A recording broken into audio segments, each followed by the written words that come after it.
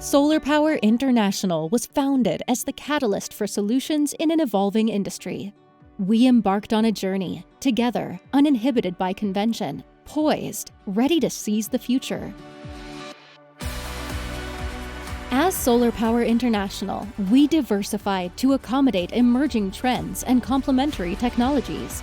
Throughout our journey, we grew together and broke down barriers to a powerful, more equitable, and inclusive future that we saw dawning.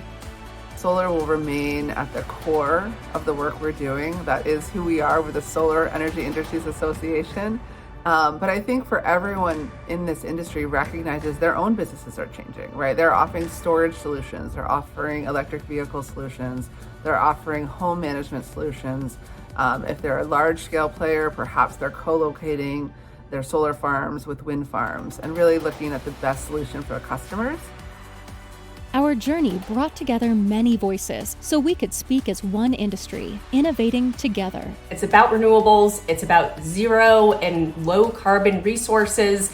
In the future, we're hoping to see carbon negative technologies be part of this puzzle. All of these technologies are an important part of the mix as we address the urgency of climate change and ensuring that we are turning our world into a more sustainable place.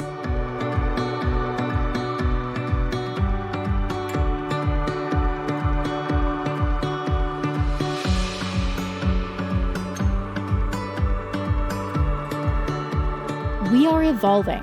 Solar Power International, Energy Storage International, and Smart Energy Week is transforming.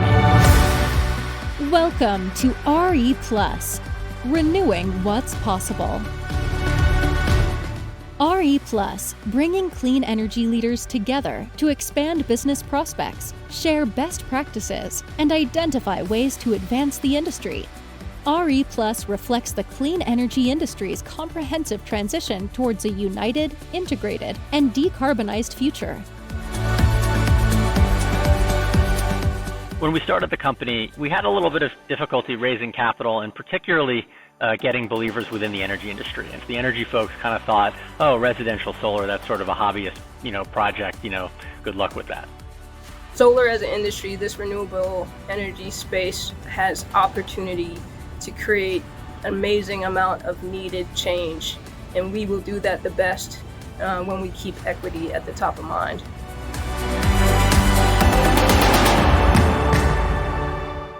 We led the way, navigating into new worlds.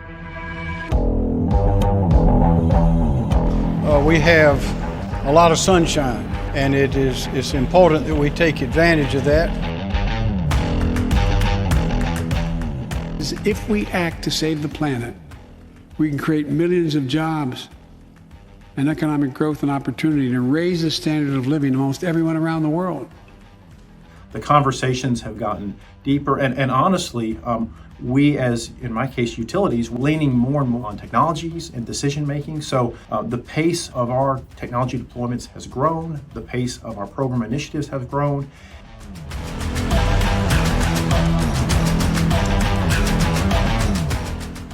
RE+ is a phenomenal opportunity for utilities who have ambitious, very important carbon reduction goals to come and see firsthand what technologies are available today to help them accelerate their progress. What RE+ enabled was for us to better understand and more quickly integrate these two markets together, so that hydrogen and the established renewable energy market were able to work on that transformation, more effectively and quicker. I believe it is imperative for utilities to embrace a forward-looking culture, as we're at the cusp of such a major transformational change in the energy industry with new technologies, customer expectations, and also awareness and living the experience of climate change. And for utilities, in order to get their businesses to the next generation where it needs to be, embracing forward-looking culture is going to be hugely important. RE+, more than just the largest clean energy event. It's a catalyst for industry innovation designed to supercharge business growth in the clean energy economy. RE Plus creates a space that's really focused on learning. And emerging leaders have hundreds of sessions to choose from. They really can follow their curiosity, which in turn ignites imagination.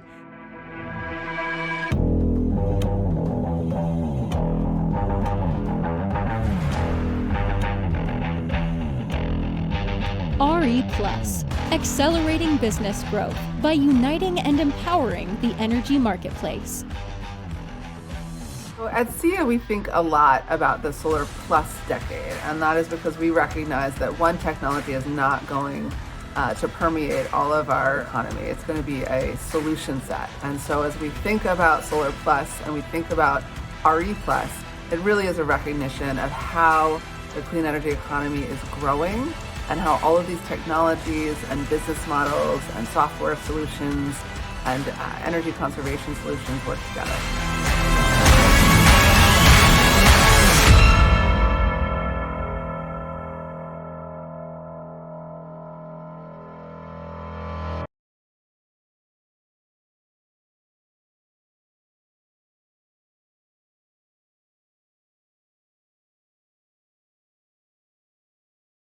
Hello, good afternoon or good morning, depending on your time zone. Thank you so much for being with us. My name is Colin Silver. I'm the Chief of Staff and Chief Content Officer at SEIA, the Solar Energy Industries Association. Thrilled to be the moderator for this exciting conversation, and also excited to be opening up the first of this series of webinars, drawing on some content that we weren't able to get to in the digital program of North America Smart Energy Week back in September. We've got a really great panel today to talk about the future of the clean energy workforce and what the emerging leaders see coming next. Before we dive into the content, though, I did just want to open up a brief discussion about the brand launch that you might have just seen in the video. We're really excited to see sort of the future of these events and the future of the integrated nature of our various industries and the way that we can all move forward. Obviously, there are a ton of really smart reasons for moving in this direction, for business reasons and all sorts of others. But one of them is the opportunity that it provides for young professionals and emerging leaders who are entering this industry to collaborate across technologies and across market segments and across business types and organizations, to learn from one another and grow and create that sort of inclusive and collaborative future. So I think it lends itself really well to this conversation, and we're just really excited to be the first to welcome you to RE Plus. So I'm gonna kick it over to Sipa and Courtney to talk a little bit about that as well, and then open up to others as well, and then we can dive into the meat of our conversation here. Yeah, thanks, Colin.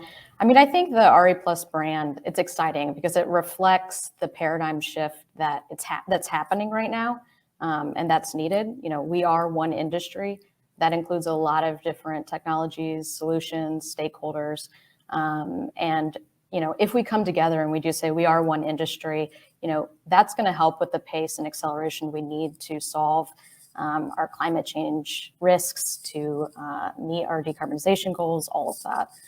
So for me, RE Plus it's exciting. It really is renewing what's possible.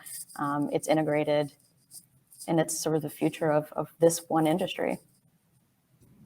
I want to start by giving each of you an opportunity to introduce yourselves. And while you're doing so, maybe we can just answer sort of the lead-off question here, which is a simple one, but I think has some interesting answers, which is, you know, what defines a clean energy leader to you?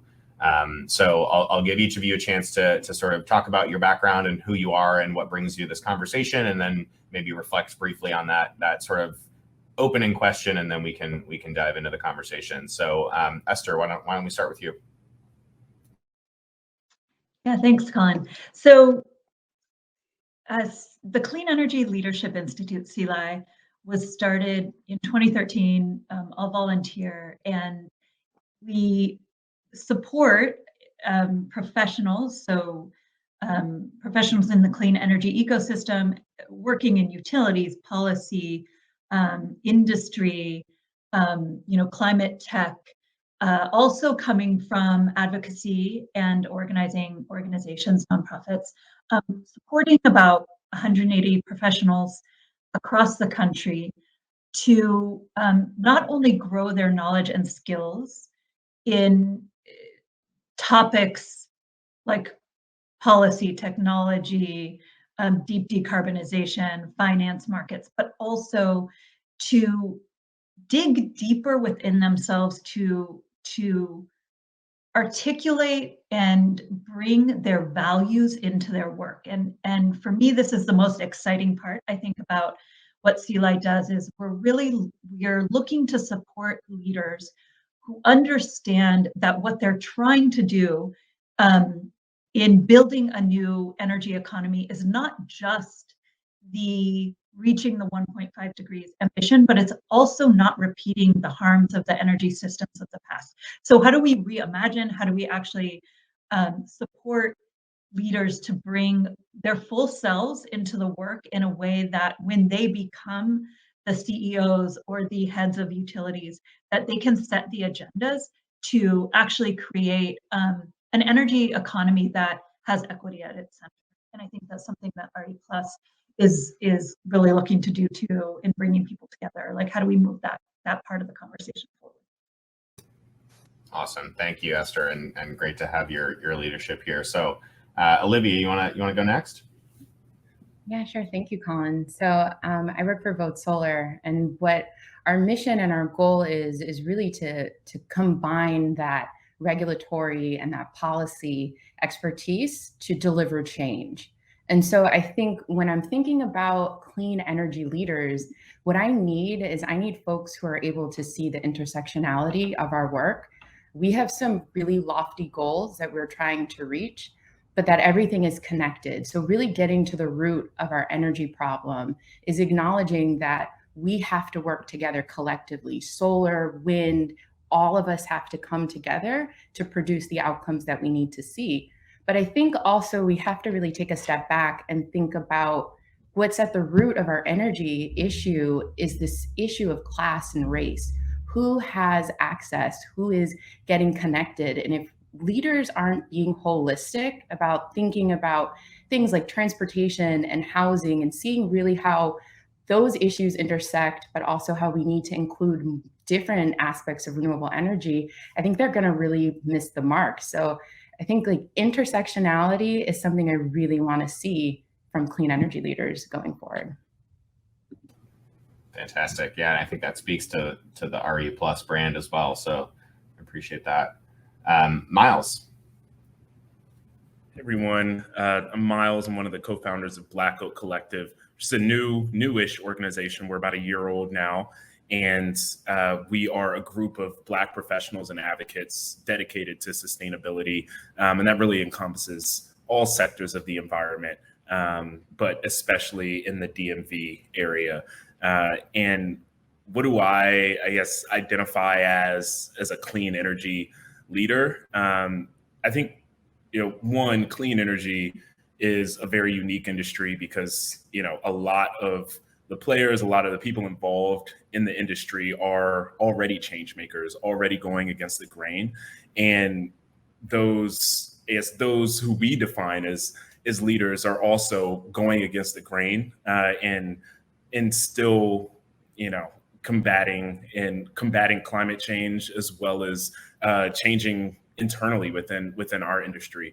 I think a lot of things that were done yesterday and how we build a system or how we develop a clean energy system has to be different moving forward to impact the groups like Olivia said that we want to, I guess, bring positive impact to and change who has access, which communities actually have access to the systems that we're building. And I think the fortunate thing about clean energy is that, we are change makers and we are thinking about those things already. So that's kind of what I had on that.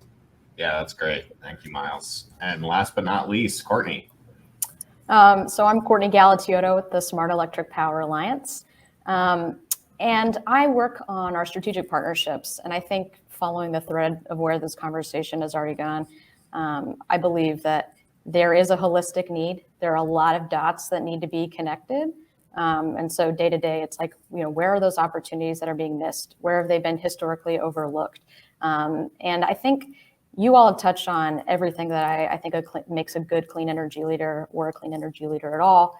And I would only just add, I think it's been a narrow viewpoint. It's been a narrow scope of people who see themselves as clean energy leaders. And so I think I'm here to sort of say, actually, there are a lot of people who are part of the clean energy transition. They may not think that they are playing a role in it, but they are. There's policymakers, there's community activists, there's grassroots organizing, there's engineers, there's operations. There are all of these different pieces that help make this momentum go. Well, that is a perfect transition to the next question. Thank you. I think we started by talking about what defines a leader in this space, and the other thing that I wanted to think about was what defines a job in this space, and what these careers look like, and sort of breaking down some of the assumptions and the stereotypes that we might think of when you think about a clean energy job, whether that's a solar installer or a utility executive, or whatever the case may be. That there are, I think, some narrow understandings of what that means, what a clean energy job means. So I'd love to get each of your perspectives on sort of what those assumptions are and how we can start to break them down a little bit, and broaden our viewpoint about what a clean energy career might look like, what a clean energy leader might look like, and sort of what folks who are coming into the workforce now can look forward to. Anyone want to volunteer to tackle that one first? It's a heady topic. Happy to kick it off. I talk a lot about this to students, and what does a career in clean energy look like for students who have the skill sets that would be valuable to our industry, but also who are looking to build those same skill sets to add value. And one of my talking points is that a clean energy job is really whatever you want to make it into. And it's like Courtney said, there's so many different avenues you can approach and work in the industry from, whether that's technology as an engineer or policymaker, or an insurance professional, so it's just kind of what avenue do you want to approach that? I guess the end goal of getting in the industry from, but what does a clean energy job look like exactly? I think that's a very, broad to define, but really I see that as anything that's, anything where you're combating climate change, I think is, through energy systems is clean energy. And, that can be, it doesn't necessarily have to be through a solar developer. And I think that's where a lot of misnomers or assumptions can come from. It's like, okay, well, if I'm working in clean energy, it's, with this specific type of technology company that's deploying it, but there's so many different groups that company deploys and that company utilizes to even, make its mark. So, I think there are a lot of different avenues there. And I'll just jump in too. I think that in a way, the way that clean energy jobs are defined now are a result of the lack of attention and focus on climate mitigation, resilience, adaptation over the last 20 plus years. And that as we move forward and as we begin dealing with the climate crisis in an everyday way, that I think we will expand the way that we are thinking, what Miles is saying about everything could be a clean energy job, because the way that we operate on a daily basis, behavior, patterns of human behavior, whether, our choices in everything we do really around trash, around transportation, around,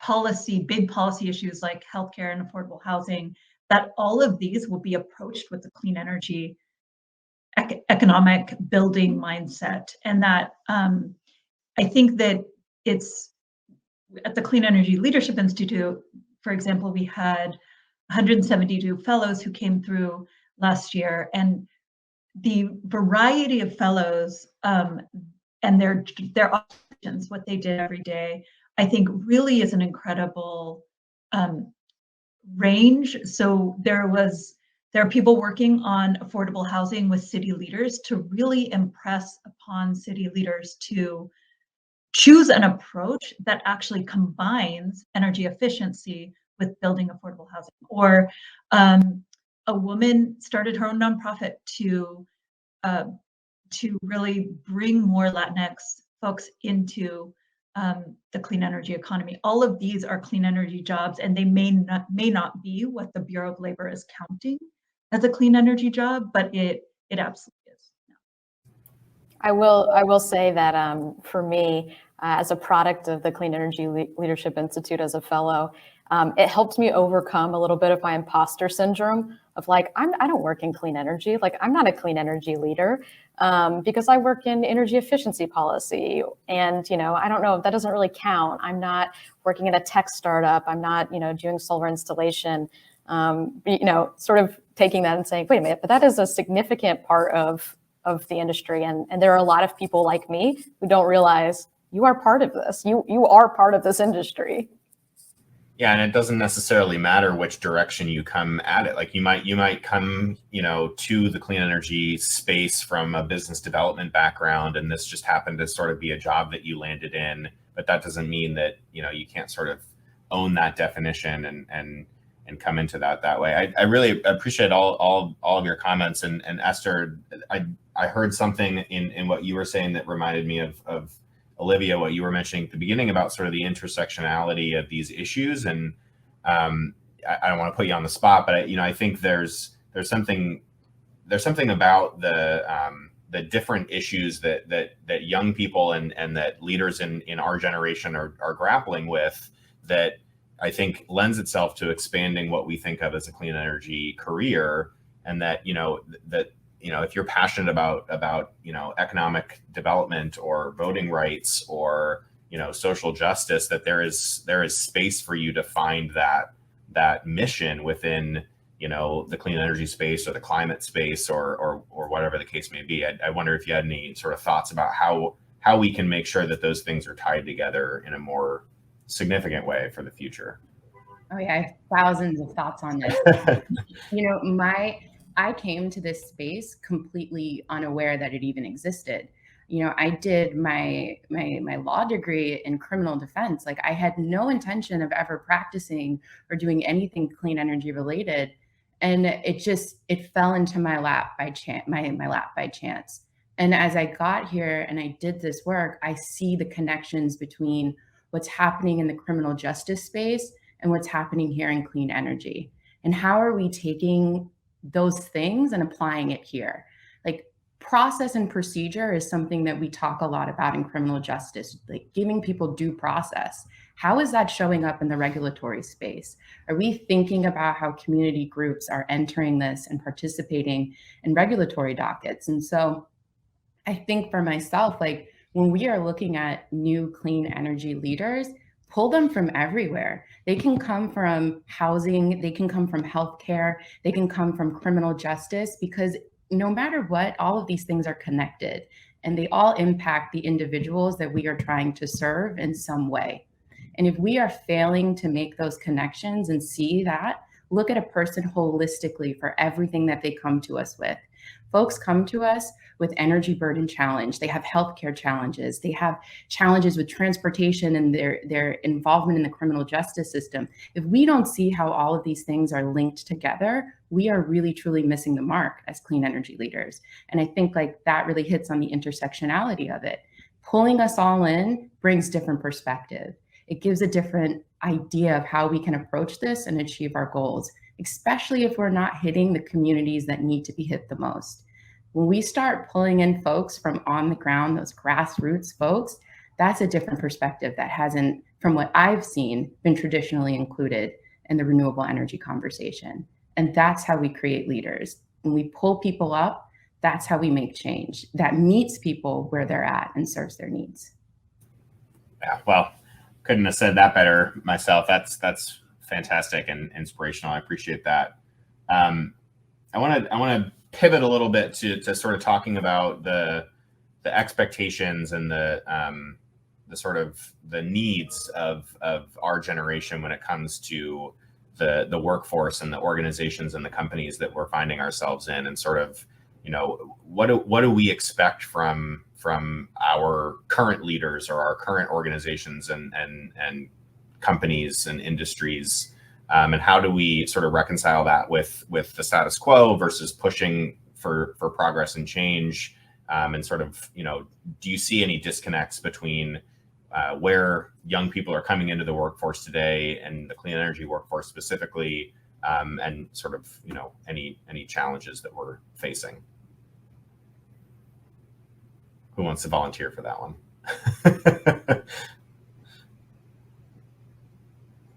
I can start, Colin.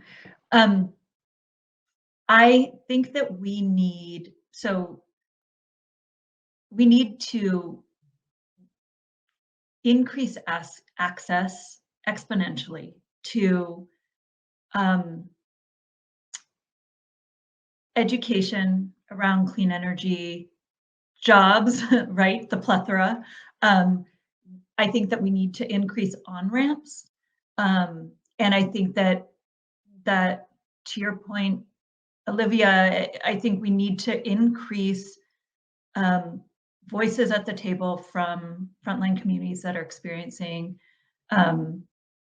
the biggest impacts of energy burden, energy insecurity, environmental injustices, and that we need to really demand more accountability. And this isn't new. We have been working very hard. You know, some of us have been working very hard to demand accountability from the entities that think they're above it all. So I think that is the needs right now, and I'm excited about all the efforts happening right now, whether it is the federal infrastructure package that is going to move billions in this direction, whether it is the incredible grassroots groups on the ground like Volt Solar, like Solidarity, that are doing incredible work to move frontline community agendas forward, or whether it's the increasing educational access, or what Elemental Accelerator has led in our partnership around increasing diversity in the clean energy ecosystem, the jobs. So there's a lot going on that's really exciting, and I think we just need to move a ton more resources in that direction. I'll piggyback off you, Esther. Access and education is huge. When I talk to students who are interested in clean energy, every time I tell them kind of like how these applications work, how the interview process goes, it's all new, but they're the same students that are able to, you know, tell me every step of an investment banking interview process, you know? So it's one, we're still a very new compared to a lot of other old standing traditional industries like banking, consulting, healthcare, that have been around literally for centuries. And I think working to, one, build the alumni base of professionals in these fields at certain institutions. And I also think it's a duty to institutions that are involved in any way or purchase any sort of energy from clean energy systems. It's their duty to put those projects on a spotlight and to the public and say, hey, you know, whether it's a university, share it with their students. One of the things with clean energy systems themselves, and I'm kind of speaking from a development and risk manager background, is that a lot of this stuff is kind of done behind the scenes, and you may see like an article or two about it, but you know, in a picture of the system, but you know, it's just kind of there and not interacted with. I think the more that we can introduce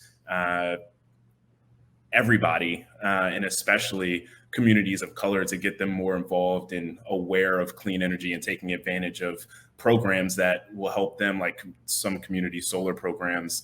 The more we start to understand how this is affecting our society as a whole and see its value to society. And I think that's only going to really increase awareness about and within our industry. So thank you, Miles. One of the things that I've been thinking about is sort of the mid-career barrier that often gets discussed. You know, there are challenges with breaking into an industry, but you know, let's assume for a second that you've found your way in, and you're you've gone through the CLI program, for example, and you're in that sort of initial phase of being in your career. But there can be sort of challenges with, you know, the imposter syndrome that you mentioned, Courtney, of like not understanding necessarily where the pathway is to, like, you know, from where you sit today to being, you know, the boardroom executive that you see around you. And I wonder if anyone has thoughts on sort of what those barriers feel like and look like, and how we can start to, you know, help each other, you know, break them down, or what the tools that we all need to sort of cross that threshold. I'd love to take a stab at this one. So I'm going to come at it from a different angle. I think conflict management is something that is so central to what's going to be needed for the next generation of clean energy leaders. I mean, like, we have to partner with individuals and groups who have different backgrounds, different perspectives than ours. Their goals are going to look differently. And so how do we address that conflict and tension? How do we be comfortable in uncomfortable situations? And I think what we have to do is lean into that discomfort and be okay as leaders when we make mistakes. But in that same vein, when you make a mistake, acknowledge the mistake you've made, and then find ways to create a feedback loop so you can hear how you can improve and make change. And I think, like, being proactive with how you manage conflict, being aware that it is going to happen and not being afraid of it, I think that's what's really going to make a difference in terms of how the leaders show up and who's going to rise to the top. It's been something that I struggle with when a community group tells me, hey, this is not what we were going for. You stop and you think, like, man, I really screwed up. I didn't listen. I didn't hear what they were asking of me. And then what I now need to do is sit and say, okay, I've received this feedback. What am I going to proactively do to help fix the situation? And if leaders aren't thinking about that piece, how to bridge divide, we're really going to miss, like, the mark. And so that's something I've struggled with. I don't know if others have struggled with it, but really approaching conflict management in a humble way, in a reflective way, I think that's a real barrier for some folks. Yeah, that's great. And this is a slightly different take, but, you know, similar thread. You know, I think that defining success and what we all define success as, like, we have to accept that it's different for all of us, and that that's a good thing. There can't be every single person in the clean energy industry the CEO of a utility or a clean tech company. That's one, it's not possible. And two, it's probably not in the best interest of the industry. There's all these other skills and talents where, you know, you may say, I want to be the best at this specific part, the specific niche that I work in. And I think when we're more comfortable with saying, like, it doesn't have to be a rat race to the top. Like, we can just say, fundamentally, as a team, we are well-rounded to get this job done right. And seeing each person as, like, a very valuable part of that that thread is I think what's needed. Perfect segue. Do we have time? Can I also comment on this? Okay. Well, Courtney brought in, so I feel like, Olivia, you brought in this leadership moment, really great example, right? And Courtney brought in this role of the team. And one of the core pieces of CLI's curriculum is adaptive leadership, or leadership development, that one aspect of that, one of my mentors has been working with me on to to approach leadership moments as you know, an opportunity to mobilize everyone on the team to actually step into that moment. And the idea that you as a leader, I think I was definitely raised with this myth in some ways that as a leader, I'm responsible for everything, I'm accountable for everything. And yet, in fact, if we're able to sort of step out of that box, not to reduce accountability, personal accountability, but stepping out of this box that one person is responsible for everything, but rather like we're all actually accountable and responsible for an outcome, and trying to create the space for everyone to really participate in that leadership moment in a way that moves things forward and doesn't uphold the status quo. And I think I want to focus on helping and supporting emerging leaders to really to spread that responsibility and accountability around in a way where it takes that pressure and that burden off of them, and also enables them to sort of step out of that box a little bit and say, okay, what's really going on here, and what are all the politics and everything at stake that is holding this all of us back from actually leading together towards a new place. Yeah, definitely well said. So I want to flip the conversation on its head a little bit, and you know, we've talked a lot about the perspectives of us as young professionals in the industry, and sort of what we come to the table with, and the needs and the challenges that we face. From sort of the other side of the coin, and the employer's perspective, and the organizations that we find ourselves in, what do we think, you know, the role of some of these, you know, institutions have in you know, fostering an equitable and an inclusive workplace and culture moving forward? How do we, you know, what are the systems and the processes that we think need to be in place to find and recruit that diverse talent and that sort of wider pool of individuals to enter the space? What are some of the ideas that we have for you know, companies and organizations to employ to start to move that ball forward? I have a very strong feeling on this to start. I think, and this gets to sort of like the holistic of like, if you're not looking at other systemic issues and barriers, then like you're not connecting those dots. Equitable and meaningful fair pay, right? Like, we don't only want the energy industry, the clean energy industry, to be reflective of people who can afford to be paid, you know, less than private markets, or less competitively because they believe strongly in the mission. You know, what we want to do is we want to say we want the best of the best, whoever that is, and we want to make sure that the only thing, you know, keeping them from this job or keeping them from this industry is just that they didn't apply and they didn't want to work here. That's it. And I'll add to that. I think that's a great point. But through Black Oak, I also act as the director of strategic partnerships. And what we see and we share a lot of jobs with our members at Black Oak, and what we see in a lot of entry level job descriptions is a 2 to 3 year minimum requirement for very specific skill set, where, you know, for a financial analyst position, for example, you know, a 2 to 3 year minimum requirement of financial analysis and clean energy systems.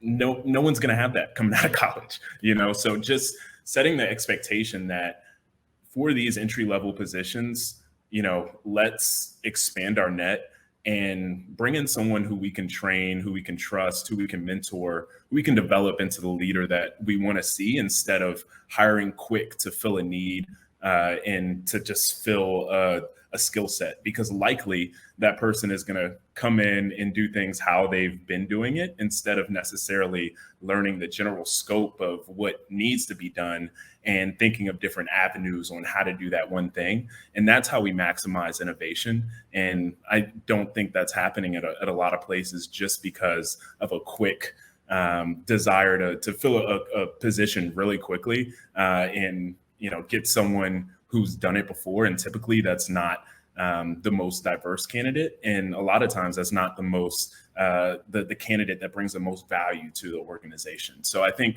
that's just one thing where we can improve. But yeah, that's one thing. And that's just not a clean energy problem. That's a everybody problem. Sorry, go ahead, Olivia. Oh, I'm sorry. I was just going to first say plus to everything Courtney just said. I think we have to work on meeting folks' basic needs and providing a livable wage. But I think something that I want to see employers start doing is be very clear about how you define diversity in your organization or your business practice. It isn't just about gender and race. It's about thought and perspective as well. And so how are you bringing in folks who have that different perspective, like we were talking about before, but also being clear about your goals towards achieving that diversity in your organization. Be transparent and be clear about what you're capable of achieving and what your priorities are as well. Thank you, Olivia, and thanks to all of you for all those thoughtful answers. One of the things that I think is really compelling about this conversation is that the sort of the values of diversity and equity and inclusion are just sort of a given for this conversation, right? That we need to make sure that our industry and our workforce is prioritizing those values and treating them as central to what we're doing. And I think that that's reflective of who we are as people and who we are as a generation, to the extent that those sort of age lines exist. But I think that's important to emphasize for the future of this industry, that that it's not, you can't put DEI in a box over here and treat it as sort of a separate thing to work on. That it really is, a core part of any kind of a conversation about the future of this industry and the future of leaders and hiring and workforce development and access and all of those important things. So I think that's an important point for anyone watching to, I think, take away. I think we've sort of reached the end of our conversation here. I wanted to offer up any sort of closing thoughts from each of you, any sort of final takeaways that you might have for people who are interested in joining this industry or sort of young professionals looking to grow their careers. Any last words of advice or encouragement or wisdom or anything you might want to add?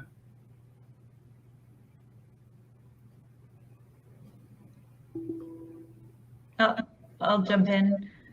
I guess because we can't be there with everybody listening or watching this in person, but I would say we need you. We understand that maybe seeking a career in clean energy is hard to understand how to navigate, but please reach out directly. I'll offer. I'm Esther at cleanenergyleaders.org, Esther with an H. And I have never met a sea lion. It's who we call our graduates of the fellow program, the fellowship. I've never met a sea lion who will decline a coffee or an invitation, a one-on-one. And so we need everybody, I think, involved at this point.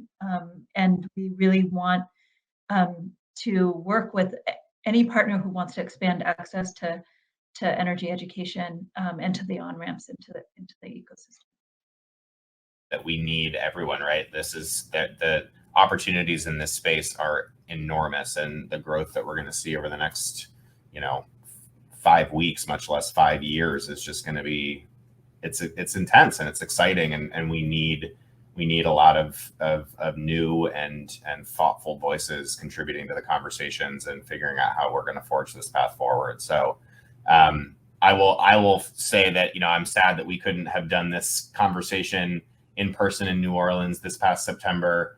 I'm looking forward to getting back out on the road and seeing some faces and interacting with folks at some events next year, hopefully.